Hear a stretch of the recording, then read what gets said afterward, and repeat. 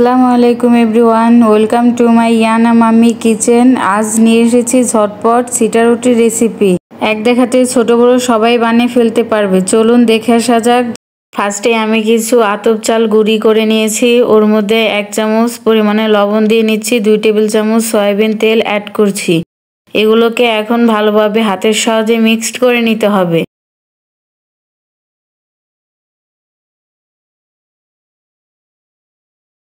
পানিটাকে এমনভাবে গরম করে নিতে হবে যে 1 মিনিট হাতটা অনায়াসে চুবিয়ে রাখা যায়। আমি পানিটাকে অল্প অল্প করে মিক্সড করে নিচ্ছি, আপনারাও অল্প অল্প করে মিক্সড করে নেবেন, একবারে দেওয়ার দরকার নেই।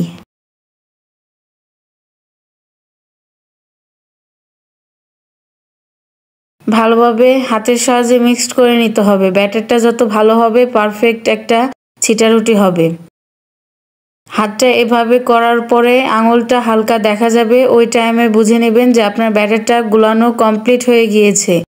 এখন হাতটা দিয়ে এভাবে ছিটিয়ে ছিটিয়ে একটা পিঠার শেপে নিয়ে আসতে হবে।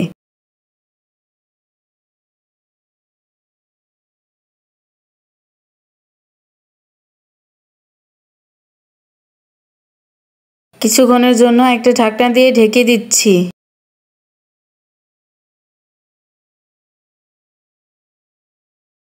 ঢাকনাটা উঠালে আপনারা তফাৎটা বুঝতে পারবেন। তখন একটা খুন্তির সাহায্যে এভাবে আলতো করে চাপ দিয়ে ভাঁজ করে নিতে হবে।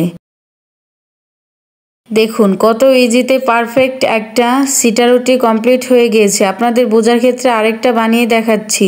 সেম প্রসেসে হাতটাকে চুবিয়ে এভাবে ছিটিয়ে দিতে হবে।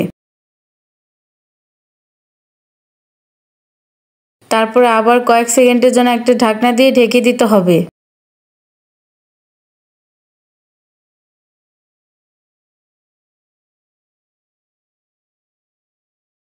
এখন আমি ঢাকনাটাকে উঠিয়ে নিচ্ছি।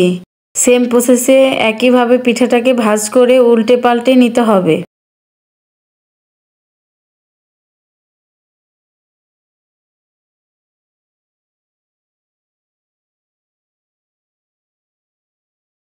খুবই অল্প সময়ে ঝটপট এই পিঠাটা বানিয়ে ফেলা যায়। এই সিটা রুটি যে কোনো মাংসের সঙ্গেই খেতে দারুণ মজা লাগে।